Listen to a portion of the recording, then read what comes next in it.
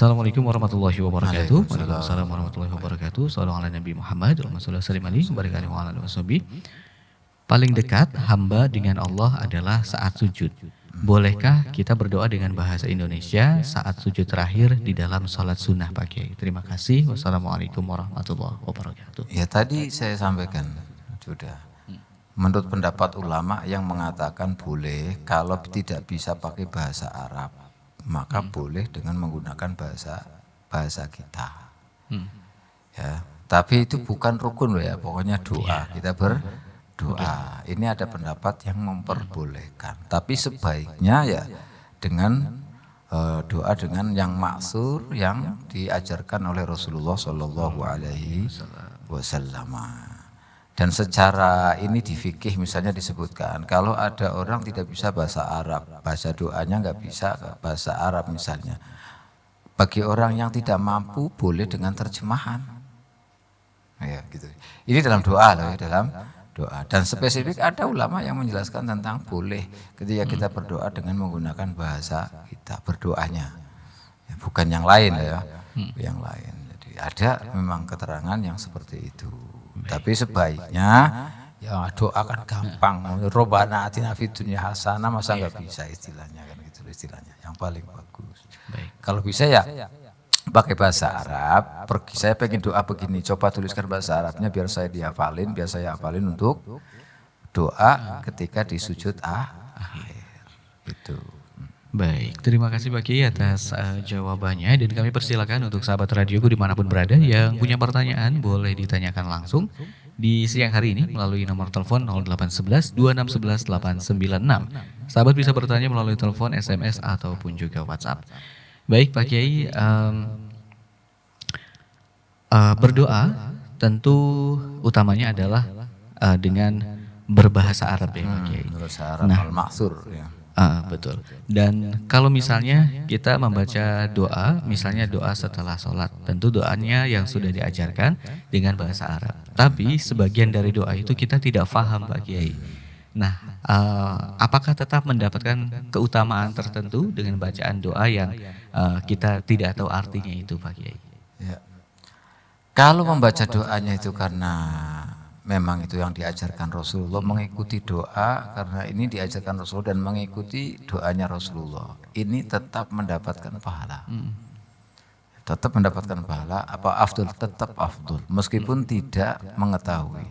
Tapi jelas-jelas doa yang diajarkan Rasulullah ya, meskipun tidak paham tetap afdol. Karena walaupun bagaimana bahasa Arab itu paling afdol.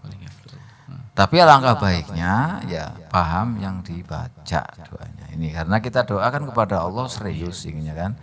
Nah kalau kita baca sementara kita tidak tahu maksudnya gimana, yang diminta itu apa, yang penting pokoknya kita amin doanya baik misalnya, ya tidak apa-apa. Yang dikhawatirkan itu kan ada kadang-kadang dia nggak tahu jadi imam, nggak tahu bahasa Arab, yang didoa bahasanya ada satu yang ketelisut yang tidak dibaca. Yang mestinya ada lanya misalnya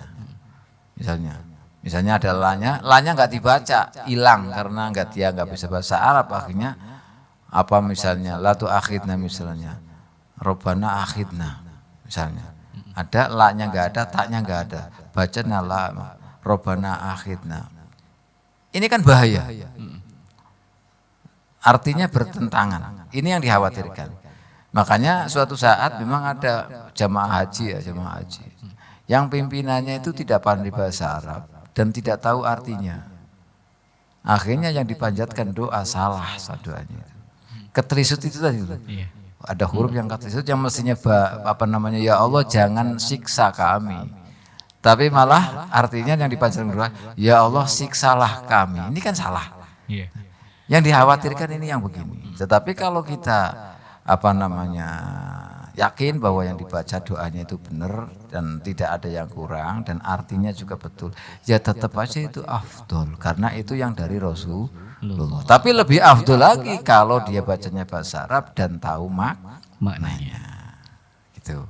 Kalau untuk segera untuk khusuk misalkan supaya kita bisa ini, Arab susah lah mengapelinnya, kemudian kita baca doa setelah sholat dengan bahasa sendiri, ya tidak apa-apa, bagus, khusuk masya Allah malah tambah bagus, itu juga afdol Karena doa mukhul ibadah.